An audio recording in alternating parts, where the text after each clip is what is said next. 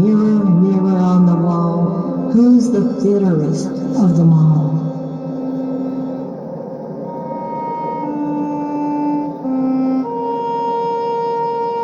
Not long ago, the answer was me. I fled famine in Bethlehem with my husband and sons and settled in Moab. It was all strange customs, strange gods, but we got 3 meals a day. Then my husband died. We buried him in foreign sands, trying to remember the old rituals. I wasn't sure we could survive. But in time, things eased up. My sons worked hard and married local women.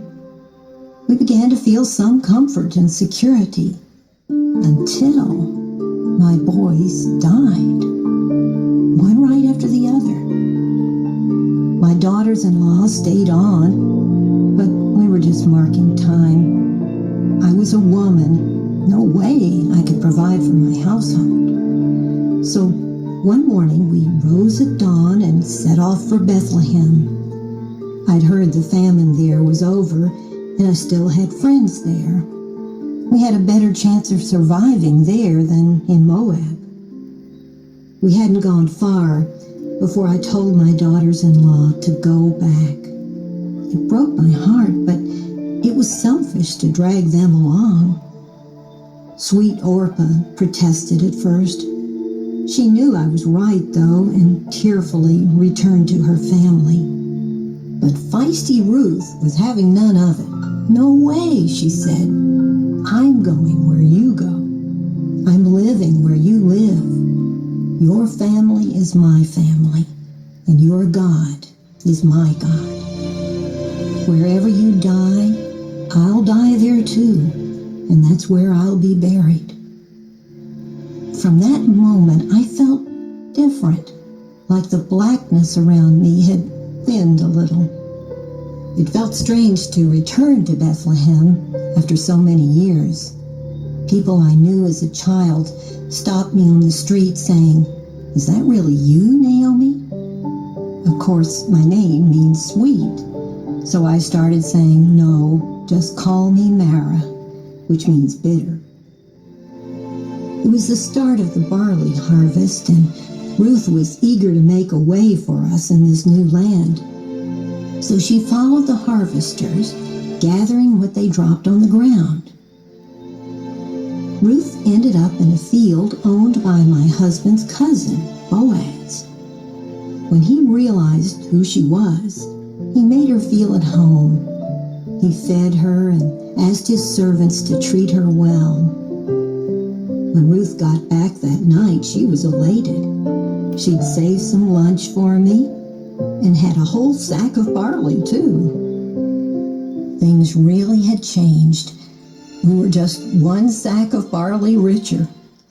But looking at the stars that night over Bethlehem, I got that same feeling I'd had as a child, that God was watching over us. I slept well for the first time in forever. One morning, I woke up with an idea so compelling, I felt it must be from God. Boaz was planning a harvest party that night. I told Ruth to wash up and put on her best dress. Then I told her to wait until Boaz had eaten and drunk his fill and was falling asleep on the threshing floor. That's what the landowner does at these parties. I told Ruth to follow him quietly, lie down at his feet, and wait to see what he says. Don't jump to conclusions here. I wasn't telling Ruth to sleep with Boaz.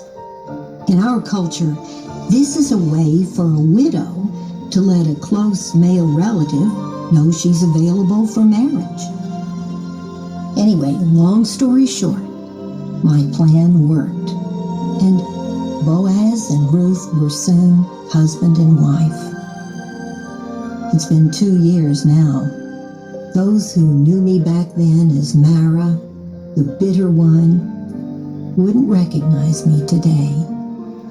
Ruth and Boaz have a beautiful little boy. I mean, I guess he's theirs, but you wouldn't know it because everyone calls him Naomi's baby.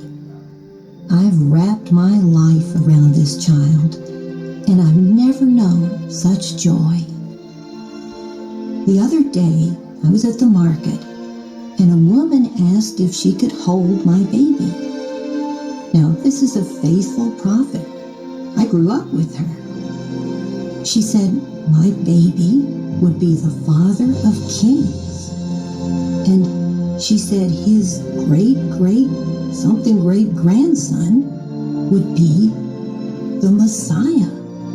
You know, the one we've been waiting for. Messiah. I laughed out loud at the prophet because the one I've been waiting for is right here. And look, he's waking up from his nap.